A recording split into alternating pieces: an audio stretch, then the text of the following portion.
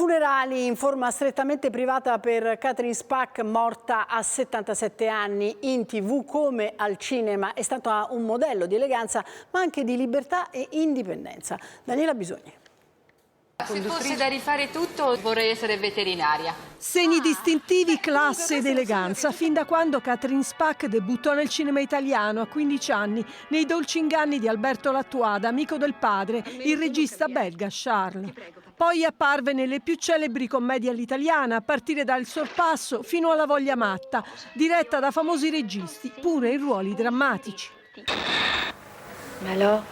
Una personalità come Catherine Spaak ha di certo contribuito a cambiare le prospettive delle donne, non solo al cinema, dove all'inizio incarnò spesso ruoli di ragazza moderna e spregiudicata, ma anche con le scelte personali per le quali ha pagato il prezzo, come vedersi strappare la figlia quando i tempi non erano maturi per una donna indipendente. Ma anche nella sua terza vita in televisione, da conduttrice per 15 stagioni con il programma Harem per trattare i vari aspetti del femminile, anni dopo il suo primo show del sabato sera. Innamorarsi, che assurdità.